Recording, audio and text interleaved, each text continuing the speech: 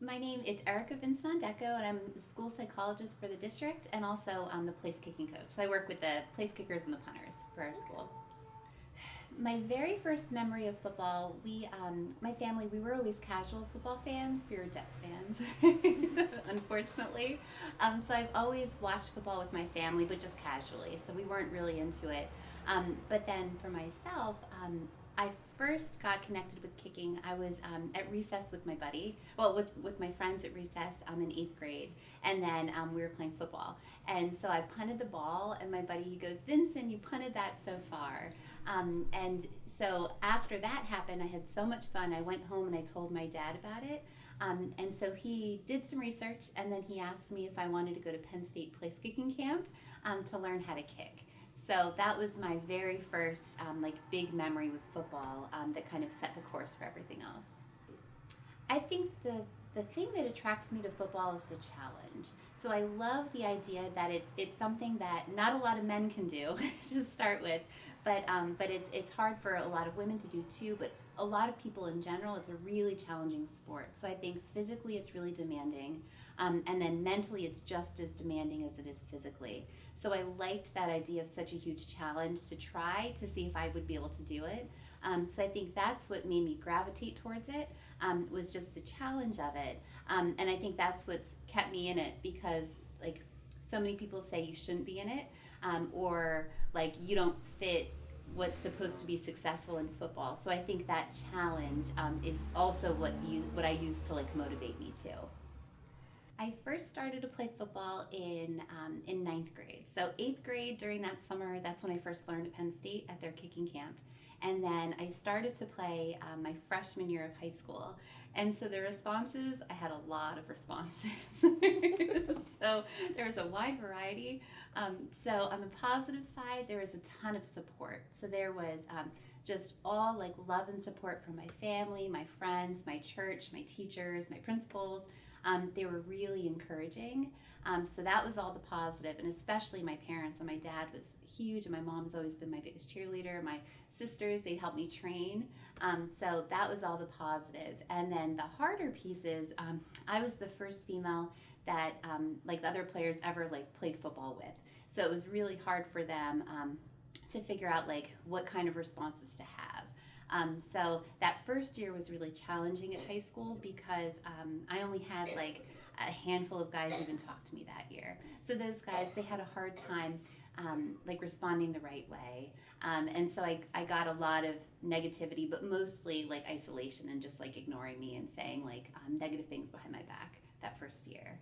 It was really hard for sure. Yeah, it was really difficult. But I think for me during that time, at the end of that year, I had a choice to make, and so I had to choose: will I give up? And is it too hard? Is it too hard, like to be like ignored and like ostracized, like by my whole team? Do I give up? Is it too hard, or do I keep pushing through? And at the end of that year, I realized I love football too much, and like I've got this fire in my gut for a reason. And so I chose at the end of that experience, I'm going to keep pushing forward. And so the way that I turned it around with my team is through the weight room. And when we were in the weight room, that's when my teammates saw me as a football player for the first time. So instead of seeing me just as a girl, they saw me as a football player who happens to be a girl. So they saw like my work ethic and how much I love the game. And from that moment on, I was just one of them, and then they were like my brothers. So it made a huge difference. And so after that, like it was all just an awesome experience at high school. So my coaches, I still talk to them. So they're still, they were awesome. They were really supportive. And then all those players, I have so many great memories from like all the time that we had together playing high school football. Yeah, I've heard lots of specific negative comments over my time. So things that stand out, I've kind of heard different things throughout my career, but my playing career, this was high school and college, but I've gotten a lot of, she's only on the team because she's a girl, which I never thought made any sense. I always thought that didn't make sense. But, or like that I'm not a real football player. Or I've had like young boys, when I was out training, they would say things like, oh, a girl can't play football. and I'm there like kicking extra points. So I think those are, and then I've always heard just like awful like negative words that people have used behind my back, or like my family's overheard. So that's always hard, I think, when my sisters would hear negative things.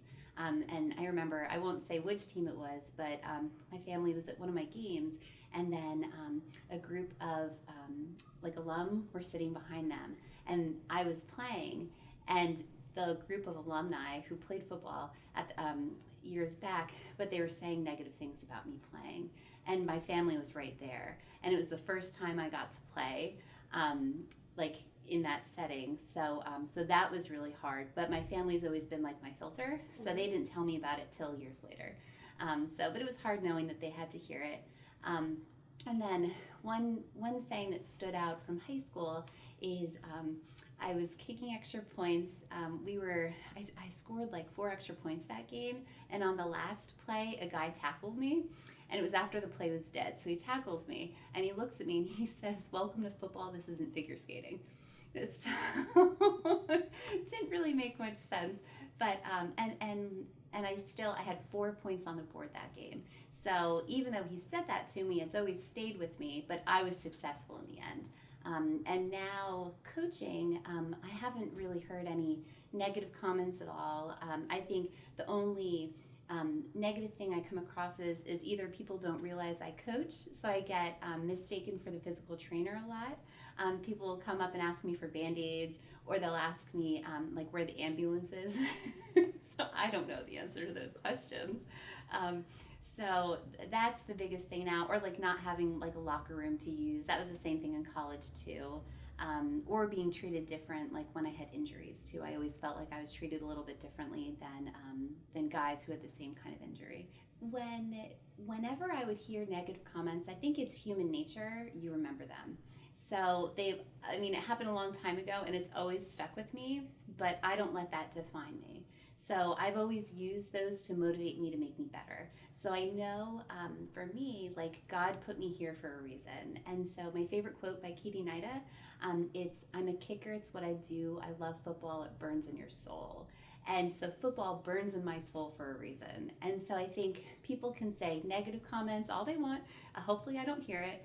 But whatever they say, I do my best to block it out and to ignore it, and just to listen to my internal voice, and then the voices of like my family and the people I'm closest to. The perceptions of my teammates when I started. I think when I first started playing in high school, so the first day I showed up for tryouts, they thought I was a soccer player, and that I was a soccer player, but they thought I was there for soccer tryouts, and like I was lost or something. So that was their initial thought, and I got a little bit of pushback from different people who aren't there anymore, about like, well, you can't just come out and try out for the team, even though I can. And I also had to do like a special physical fitness test, and I had to do that every year, which no one else had to do. So those were kind of the other things that I had to come up against when I first got there. So my college recruiting process, I'd say it was probably like 90% comparable to every other one, like everyone else's experience. So I sent game film to coaches. I did a ton of recruiting visits, so I went to a lot of different schools. That's how I ended up with Juniata, because I wanted to go to a really great academic school where I could have the chance to play ball. So that was so important. So my biggest priority was great academic school, and then my second priority, probably just as important, was to be able to play football. So I knew I wanted to do that. So I just did a ton of recruiting visits, met with a lot of coaches, sent film. So I actually went up to Gettysburg College pretty recently, and I spoke with their football team. So Coach Burke is up there. So he was the head coach when I first played at Juniata. And so he's the head coach now for Gettysburg College. And so I spoke with his group. And when I was up there, he shared with me a story about when I was being recruited by Juniata, and he said he played my game film in front of the coaches, like just with all the other players. So he just like would show the film, get feedback, show the film, get feedback, and then he put my film in, and he says, "Okay guys, what about this player?" So he says, "Okay, what about this player? What do you think?" And they're like, "Okay, the trajectory of the kick's a little low, but we'll take it. Like, we'll definitely recruit this player." And then he says, "Okay, add her to the list." And so they didn't know until he said it that I was a female. So I loved hearing that story from him. And he even shared too that that not everyone was on board at first, but I think it just takes time for people to get exposed to it and then to realize like I'm just another football player. So I think that was really cool to learn about that. And then I would have coaches call me at my home for like recruiting purposes. They'd call me and then they'd say, "Can I talk to Erica? Can I talk to Eric?" So they'd be really confused.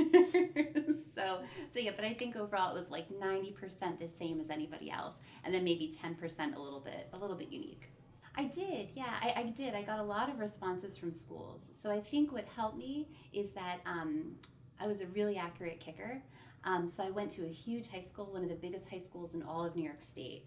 So I proved myself in that big of a setting that I could handle the pressure, that I could help put points on the board for my team, that I was like a legit kicker. I knew what I was doing.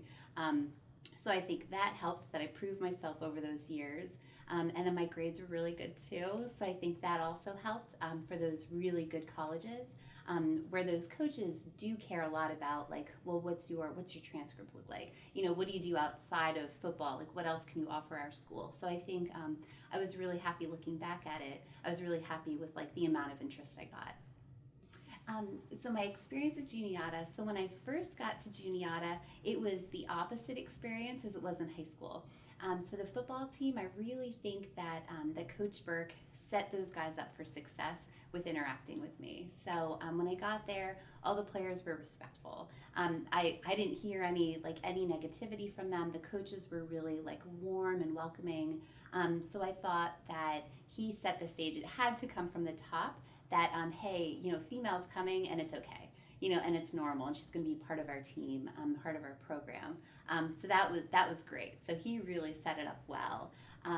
I eventually I tore my hamstring. So I think a more challenging part about football is that a lot of times when someone gets hurt, like they're kind of, one of my coaches once said they're like driftwood, so that's just kind of one of the underside of football, is that like if you get hurt, you're not always seen as like a tough football player anymore. So I like fought through injury because I was a stubborn football player, but then it got to a point where I couldn't play anymore. So I felt like during that time period, that was more challenging for me personally, because I couldn't play the way I wanted to play. So that was a more difficult part, but yeah, I really felt in the beginning that everybody was just really positive and welcoming, and I love how Coach Burke like set me up for success with the team. And then the other experiences at Juniata, my professors were amazing, so love them. I still talk to Kathy Westcott. So I'm working on my doctorate at IUP for school psychology. I'm working on my dissertation, so it's the tail end. But Kathy Westcott was actually my internship supervisor, and so she's so busy with everything at Juniata, but she still took the time like to check in with me every week. So we'd have these great conversations every week. I'd be able to bounce ideas off of her. So she's been fantastic. I have a card on my desk still that's from her that she sent me. It's like handwritten. The whole thing is handmade, so it's beautiful. But so I think she's been fantastic, and she was one of the reasons why I became a school psychologist, because I took her school psych class. So I think she was fantastic. Shin Lee, the best professor ever. So he was great.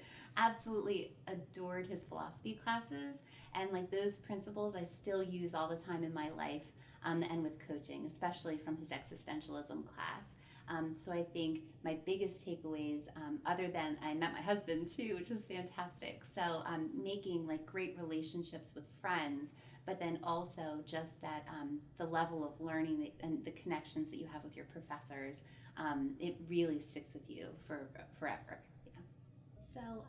So when I first started dating my husband, so at Juniata, so he's a year ahead of me. So I was a freshman, he was a sophomore. And so I first met him because he's best friends with the other place kicker. So that's how we first met. And ever since that first day, he's been so supportive of everything I do with football. So at Juniata, he would be at all of our home games. Away games were harder to go to, but he would be at every single game. And so he would help me through all those great positive times, but anytime it got hard, he'd always stand by me. He'd always have my back and encourage me to keep going and keep working and keep fighting. So he's always been that really great solid foundation for me. Like he's a very strong person, and so I think for me, I have to be with someone who's like strong in their skin so that they feel comfortable, so they're not like threatened by it, because it's different. So he's always been that way. So he's very supportive my whole playing career, and now as a coach, he goes to just about every single football game. He brings me Skittles at halftime, which is adorable. It's so cute. And now that we have our baby Trey, so like he'll watch him during our games, or he'll bring him out to our games so Trey can watch me coach and watch our football games. And I even train my husband too. So he's one of my kickers now. So he plays for the Hanover Rhinos, so a semi-pro team. So I've taught him how to punt and then place kicking. So he's definitely different than my other kickers. I think my other kickers like listen a lot easier. so I have to change my approach, but it's a lot of fun because I think like we both love football so much, and so he's so supportive of everything I do. Like me going to the Ravens, it was let's see, this year when I went, our baby was 3 months old. And I was exhausted, and he just encourages me. He says, "Erica, like you can still do it." Or even now, our baby's 6 months old, and so I think it's hard for me to balance everything. But he always says, like, "We'll figure it out." So there's never any pressure to like stop football or like cut back or anything like that. But we just work together to kind of balance everything and make it work. So I will support my son if he chooses to play football or not. So it's whatever he wants to do in life. However, like if he wants to play, like I would totally support him. And so my son, so he's Gary the third, and so that's how we go with Trey. But the additional meaning behind it is my jersey number was always number 3, and so I have my football tattoo, my heart football on my foot, my kicking foot, and then with my jersey number 3. But I got this done before I had my baby and before I even thought I was going to have a kid. So that's kind of the significance of Trey the third, well, Gary the third, after my husband, but then Trey, my jersey number. So yeah, if he wants to play football, I will fully support him. Yeah. My message to my son with everything that I'm doing is probably the same message I have for my kickers, is always do what you love in life. So listen to your body, listen to your instincts. So whatever you're passionate about, follow it. Even if you don't know the end point, that's okay. Like follow those instincts and work crazy hard, and then good things will always come. So the reception for women in football, I do think it's changing, and so I'm so excited to see that transformation. So I think back to my playing career at Juniata. So when I was playing, Katie Nida was playing at the same time. She was playing D1, and so she went in for a game and she missed an extra point, which happens to everybody under the sun. Happens all the time, but she missed an extra point. And then I remember I was online, I was on like ESPN's website, and they had a poll question. And it said, based on what happened with Katie Nida, do you think a woman is ever going to play like college football again? And then the responses were like no chance, like never again, like really negative. And so as a college football player, I was like the 8th of all time to play college football. And so I'm sitting and I know her story, and then I saw that question and I was so disappointed that ESPN would say that. Why was that okay? It wasn't okay. But in terms of society, that's where we were at. So I think fast forwarding to now, that would never be a poll question. And if someone really thought like, oh no, this isn't going to happen, it doesn't matter because it is happening. And it's been happening this whole time. So I think there's been a huge shift in the way that society has been way more accepting of people who look a little bit different, taking different roles. So that's been fun to see. And like Coach Lowe, Lori Locust, so she coached for Susquehanna Township, and then she did an internship with the Baltimore Ravens. So I met her out there. We were there at the same time, and now she's a coach for the Bucks, for the Tampa Bay Bucks. So she's a line coach. So it's cool to see like other women like taking their careers and just keep building and getting like positive reassurance as they go through it. Carly Lloyd, so she was at the Eagles training camp, like as a fan, and it was a combined training camp between the Eagles and the Ravens, and Randy Brown, so the kicking coach for the Ravens, he was there with Tucker and Sam Cook, so the place kicker and punter, and so Carly, she came up and she kicked this massive field goal, so like she crushed it, and it was on narrow posts too, like 9 foot long posts or 9 foot wide posts. So I think for sure, like there will be a female who plays in the pros, and I think the best way to go, I think it's going to be a place kicker first. So I think that's just like you have this huge talent body of women who are great soccer players, and we make great football players. Like we are tough, you know, like women, we are so tough. We are mentally tough. We are physically tough. And so we make great football players, and then I think just you have this huge talent pool with soccer players. So I think if we get more women who play football, youth, high school, college, pro, it's going to come. And then women also make great like other positions. I'm just biased because I'm a kicking coach. During my playing career, I'd say the people that I look up to the most would be Katie Nida. So again, she played D1 football for New Mexico. I still have her quote on my wall. And she reached out to me on Twitter like a couple weeks ago, which blew my mind. So I've looked up to her for a long time, and to have her reach out to me and say, hey, I'd love to talk to you. I was like, yes, of course.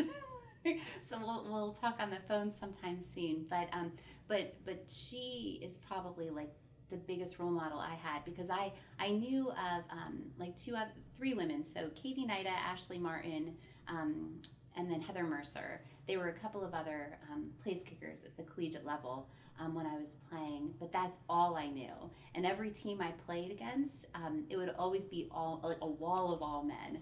So just having those few made a big difference for me. And I think for Katie Nida, like I don't know her personally, but my view of her was that she's a dominant place kicker, really strong, and she's still feminine. So I think for me that was important, because the stereotype of a female football player, I don't fit that. And I don't think all the women that I meet, like no one fits that. You know, we're all unique in our own way. But I think like knowing that you could be feminine and you could still be a dominant football player, like those coexist. And that's me. So I think seeing that with Katie really meant a lot for me. So my job with my school district, so school psychologist, so I work with with kids in my whole district, so K through 12th grade, which is fun because I'll work with teeny little kids one day and then high school kids the next day, so I really like that contrast. So it's my job to work with the students, the teachers, the family to figure out, you know, are kids having a hard time behaviorally, academically? How do we make it better for them? So I'm kind of like this collaborator where I bring all this information together, and then we figure out how can we make the student more successful at school. So that's my job as school psychologist primarily, and then as football coach, so the kicking coach. So I work with my place kickers, punters, our long snappers, give feedback to my holders. And the way that my philosophy is with coaching, so I work with my kickers all year, so we're year round. And so skill acquisition for me happens during the off season. And then I see during the season is like skill maintenance. So we're outside at the field like when it's snowing, when it's sleeting, when it's pouring rain, like in 99-degree weather. But I think that's all part of, to be a good kicker, good football player, you have to be really mentally tough. And so if you have the chance of playing in those conditions, you need to practice in them. So that's kind of my biggest role with my team, is that I do all the behind the scenes work for my kickers. And then I work with all of our kickers. So I have kids in like middle school that I work with that come out, and then every level at high school. So like freshmen, sophomore, junior, seniors, and then college kids too that I still work with. A normal schedule for me on football Fridays. So I'll have work all day. So maybe I'll have like a meeting with teachers, principal, parent, talking about a kid, going over a case. Maybe I'm like testing a kid one-on-one, or I might be in my office like report writing. So those are kind of the office things.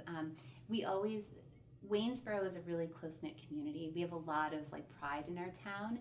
So we celebrate Football Fridays every Friday. So my coworker Lisa, she has like a banner outside her office. She's got Waynesboro stuff out all over the place. She graduated from Waynesboro, so she has like a lot of like school colors she'll wear. My coworker Cherie and Erica, they'll do the same thing. And then we just celebrate Football Friday every Friday. So that's my day, and then I have to get ready for the game. So my transition, because they're two different worlds. So it's a big transition from school psych to football coach. So the way I make the transition is I'm the same person in both settings. I think I'm just more focused in the football setting. So what helps me bridge that is rock music. So I'll jam out to like Korn, like System of a Down, like Rage Against the Machine, like all that good stuff. And so that helps me go from happiness working with kids, to still the same personality at football, but I have to like get to that deeper level. I got to tap into that more intensity. So that's kind of what helps me is rock music. They actually do enjoy that music. They do, yeah. So it's been helpful because I've been able to pull. I do quotes for my kickers. So whoever's starting, so like I'll do different quotes for them. And so my one kicker, Matt, this year, he loves that kind of music. So I will strategically pull out quotes based on what he needs that game. I have had female players, yes. So Abby Swager, so she graduated from Big Spring last year. It was great. So we played against each other. So Waynesboro and Big Spring played each other. And every game, I always like naturally look for other women. And there was actually another female. So I was so excited. So at the end of the game, her coach was really sweet. I went up to the coach and said, hey, can I talk to Abby? And so he got her off the bus for me. And so I talked to her at the end of the game. We exchanged information, and then I coach her now. So she's one of my kickers. So she drives a whole hour and then an hour to go back home to work with us. So she's part of our kicking crew, and she's one of the guys, mm-hmm. So she just fits right in. And so she goes to Leadville College, and so she's going to join. She didn't play this year, but she's joining their football team in January. So that's like the best feeling in the world that I can help build her up, because she's a great place kicker.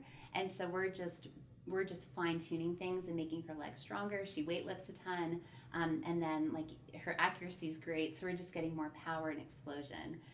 So it's awesome to finally have a girl that I get to train. So I do have two athletes playing college.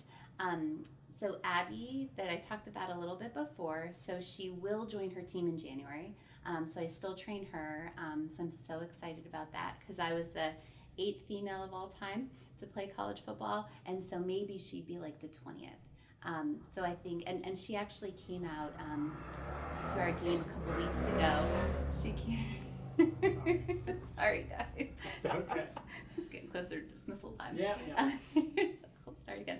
But yeah, so I do. So I train Abby. So she'll join her team in January. And so she came to our game when Big Spring played Waynesboro this year, and I was so proud because she did our kicker quote that night, and she was on our sidelines. So even though she graduated from Big Spring, like they treated her so good. She had the best experience, and she was with us. So I was so proud about that's how connected she is, like with our kicking crew, and like how like what a good like coaching relationship we have. So she's my one kicker who's gonna play, and then George Souter. So he graduated here. I've worked with him for 5 years. So he's one we're outside all the time, kicking in every weather condition possible. But yeah, he plays at Robert Morris, so he's playing D1, and he's a scholarship punter. He starts for them. So he's he had a dominant career in high school. Like he was one of the best punters and probably place kickers in all of PA. Like hang time is crazy good, and now he's having a great career at college. So I think he's got a really bright future ahead. So it was helpful learning things from the Ravens. So I'm able to use those with him. Yes, I've got my two college players so far. Special teams are so important in football, and I love my niche that I hold because I think I'm going to say like 95% of teams like don't care about special teams, or 99% don't care about kicking. So I love that niche that I hold, where I'm going to have dominant kickers. So that's my goal every year, and that's how I help my football team have success. We're never going to be 100% in what we do, but my goal is to bring out the absolute best in my guys so that we can perform well during games and help my team win games. So I think that's what's special about special teams is that it's oftentimes overlooked. Mm-hmm. And when you're obsessed with it, it can make a really big difference. And I think the Baltimore Ravens are a great example where they are obsessed with special teams. And Randy Brown, so their kicking coach, like he was probably one of the first kicking coaches in the league. And now there are only 4 or 5 in the whole NFL. But you can see the huge success he's had with Justin Tucker. So Tucker gets like immediate feedback from his coach, and I think it helps bring out the best in him. And the same thing with Sam Cook, their punter. So I think by having great instruction really makes a huge difference for your athletes. There's a huge camaraderie between special teams players and coaches. When I first talked to Randy Brown, we were on the phone, and then he said to me, "You're part of the fraternity. We look out for each other." So there is camaraderie within like coaching in general, but I think especially among people who do the same things. There aren't many kicking coaches at all, but Randy has been awesome to me. And anytime, and I've reached out to one other kicking coach, Bill Rayner, and he was great too. Like he always answers like emails if I send him stuff. So I think people who do what we do, like it's very close knit. And then for kickers, I think like there aren't many people on each team. There are only like 2 of us. So I think you're usually really close, and then when you meet other kickers too, it's like a big deal. Yeah. So you usually get along really well. My experience with the Baltimore Ravens completely surreal. It's happened for the past 2 years, and it's still sinking in. So I knew about Randy Brown for a couple years. So the NFL Films, they did this great piece about him because he retired from being a mayor, but he was a mayor and a football coach. And so he would commute from New Jersey to Baltimore. And so it was this great clip about like how we can have like these like 2 identities and like bring them together. And I so related to him as a school psychologist who's a football coach. Like, how do you navigate these 2 worlds? But he did it seamlessly, and it was so cool to see like him interact with his players because he's so positive. He's always positive and always coaching them up and giving them great instruction. And I so related to him because I feel like that's my style too. And so I knew about him, and then I knew in my mind I was going to meet him. I knew it was going to happen. And so one day I finally decided, okay, today's the day I'm going to email him. So I emailed him, and he called me 10 minutes later. It was amazing. So he called me back, and I sent him an article. I have the article on my wall, but I sent him, I always lead with the success of my players, right? Because like if I'm a good coach, you got to see it through my guys. I can't just talk about it. So I sent Randy an article about my kicker who goes to Robert Morris. It was this great write-up by a local reporter who kind of chronicled George's career here at Waynesboro. So I sent that to Randy, and so when he's on the phone with me, like he read the article, which like blew my mind, and then maybe it was more than 10 minutes. It felt like it was just 10 minutes that he called me. But so he calls me, he read the article, and then he talked to Harbaugh, and then he goes, "Harbs is excited to have you." So because he asks me to come out to mini camp and training camp, and then he said, "Harbs is excited to have you." So I was like, how does Harbaugh know I exist? Like, how is this happening? So that was like the first time that we chatted, and that's where he said, you're part of the fraternity. We need to look out for each other. So I've definitely felt like he's taken me under his wing. And so I went out last year for 1 day of mini camp and then training camp. And then he invited me again this year. So I did the same thing. And but I noticed so I call it's like my apprenticeship. So I noticed other people who are like doing internships, they're on the sidelines and they're all together. But for me, I think it's that camaraderie with special teams. Jerry, their special teams coordinator last year, who just retired, he pulled me onto the field with the guys. And Randy always lets me stand right next to the specialist. And so he's talking to me all practice, and then I'm able to ask Tucker questions, and I'm able to ask Sam Cook, well, how do you drop? What's your aim point on that punt? So it's very hands-on. And I'm able to watch film with the guys. So they have been so supportive. And I've learned a ton by going out there. Working with Coach Brown is fantastic. So he has so much energy, and he's so charismatic, and he's so knowledgeable. So I like to think he's like a genius when it comes to kicking, because just the way that he sees things. When we were talking once, he said he sees it so slowly. So I think he's able to watch kicks and just break it down immediately in his head. And he's a great teacher. So he even will teach me how to coach. That sounds kind of silly, but I'll ask him when you're watching a kick, where are your eyes? And he'll show me, okay, I track this motion. So I think that's helpful because he's teaching me how do I slow down the game so I can catch more stuff. When I first went to the Ravens, what I was hoping to get was I wanted to learn everything I could to bring back to Waynesboro. So I adore my kickers. So I want to do everything I can to help them reach their goals and to be the best kickers that they can be. And some of my guys are really, really good. So I need to stay a step ahead of them at all times. And so the way I did it is, I have kicking books that I read, watch kicking videos online. I've talked to other NFL kicking coaches before, or guys who played ball in the NFL. So this was the next step was, okay, I've got all this stuff, I understand it, but I need more. And so when I reached out to Coach Brown, that was what I was hoping, was to take everything I could learn from the Ravens and import it to my guys here for Waynesboro. And what ended up happening, so that's helped out a ton, and I reference those guys all the time. And then I use their drills and I use their coaching points.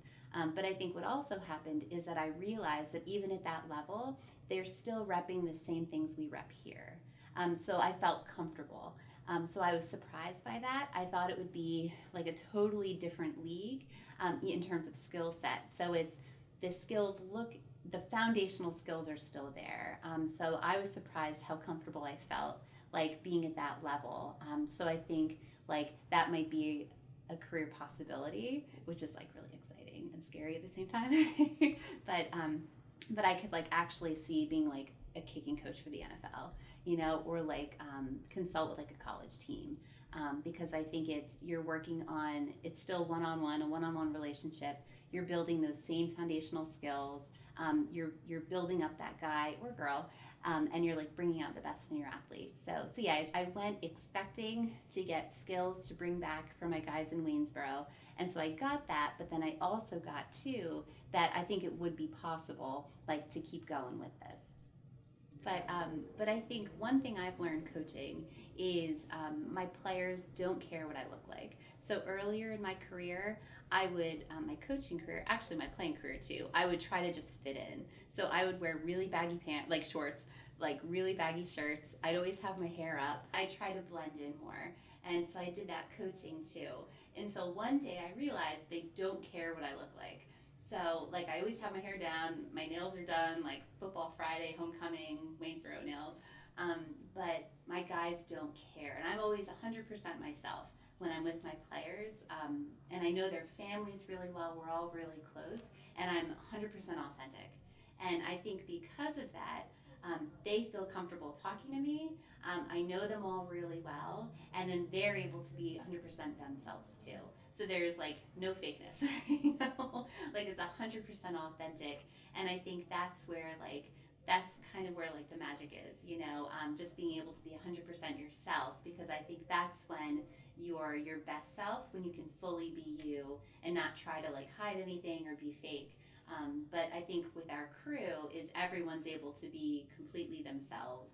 Um, and it's a lot of fun that way. But I think they don't care that I'm female. Like they don't care. It's a matter of, do I care about them and can I make them a better athlete? And the answer is yes. So I think that's all they care about. And I've asked them about the responses they get when people find out that I'm their coach, and they've told me before that people are usually like surprised or shocked. But as soon as my player says, "Yeah, well, she played high school ball, she played college ball," then like that surprise is like, "Oh, well, that makes sense." So that's kind of my buy-in, is that I have like that experience. The players that I coach, I hope the things that I teach them, I think the biggest takeaways that they have from me is that you can do absolutely anything. So, whatever it is in life that you want to do, you can accomplish. So, I always tell them that you create your own fate. So, that comes from existentialism. So, thank you, Shinley, for that class. But it's that whole idea that whatever you want in life, like you have the power to make it happen. You just got to take those steps. So, you can't just sit around wishing for it to happen. But if I have this goal, like I'm going to take manageable steps to get there. So I hope that's one of the biggest takeaways that they get from me, is that whatever their goals are in life, they can accomplish. So whether it's football, whether it's academics, like which school they go to, what their career is, whatever, wherever their passions take them, follow, because it's leading them in the right path. My advice for young female athletes would be, I guess, the same thing. So, whatever you're passionate in, follow that instinct. And no matter where it leads you. So, even if people say negative things, ignore it.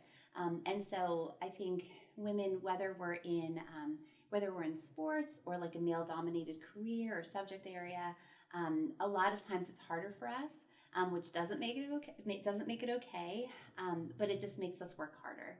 And so I think because we have to work harder and prove ourselves even more, we become really good at what we're doing. And so own it. And like even when it gets hard, it's going to be worth it. And every time one of us steps up and does something unusual or different, because that's what we're meant to do, it makes it a little easier for the next person too. So yeah, so I would say, just follow your passion. I tell my guys that if you, so do what you love, work hard, and great things will happen. So the same advice would be true for women too.